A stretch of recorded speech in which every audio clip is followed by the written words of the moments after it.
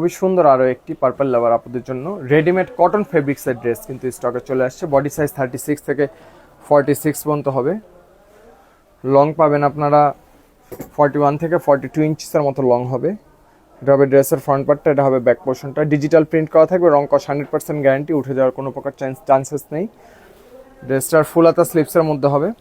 নেক পোর্শনের মধ্যে খুবই সুন্দরভাবে কিন্তু আমরা চায়না লেস ওয়ার্ক করে দিচ্ছি, রাফেলে একটি ডিজাইন করা থাকবে।